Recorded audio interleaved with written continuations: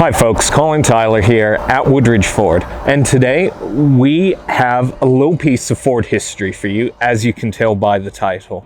Now, this is something, I'm going to be honest, it's not going to be a car. We're not going to be rolling a Model T out owned by someone famous. It's something a bit more unique. So, in the 30s and 40s, a little bit of a preface to this, Ford started doing new spraying techniques. As people started wanting other colors than does it come in black, the car colors, car techniques, they started to change. The spraying techniques started to change. We had the whites, the silvers, more black, but with different tones happening.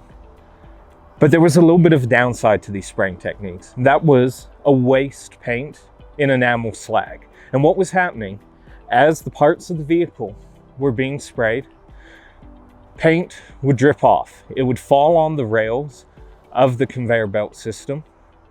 When it would go into the heating in the kilns, where it would be blasted with that hundreds of degrees heat, it would harden. Now, this is a really neat process because remember, Ford was a company that's rolling a vehicle off the line in seconds. And this kept happening over and over and over again. Multiple colors, over and over again. Thousands of vehicles. And these giant chunks of paint slag were sitting there. They'd be broken off by the workers and things would continue. For the first few decades, and when we talk first few decades, probably from the 50s to about the 70s, it just went in the trash, thrown away.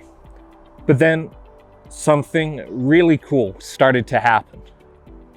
And that cool thing that happened was the ingenuity and industrious workers of these car plants started noticing these large lumps of enamel slag, which they started to dub paint rock, could be cracked open. They could be polished, and this is where we find something that's really neat. And let's go take a look at it right now.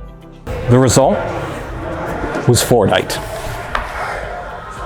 Layers upon layers of paint building up, being heated, just absolutely hardening into Motor Agate.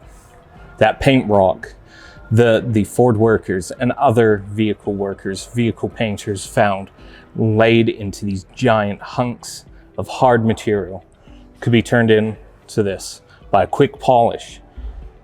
Years upon years of paint.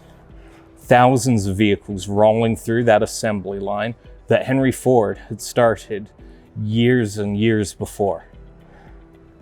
A story fixed within the paint.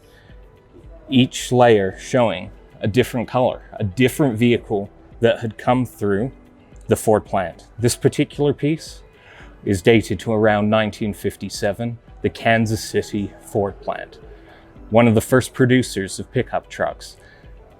4.7 million trucks have rolled off that line. This gives us a look into that history, from the reds to the greens to the blues, everything just popping out.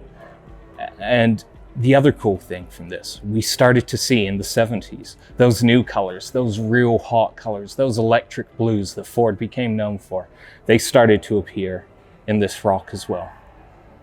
So what really makes this neat is it's not just a nice piece, a semi-precious stone, but it's a little bit of Ford's history, giving a detailed timeline of the past, of how Ford has grown as a company.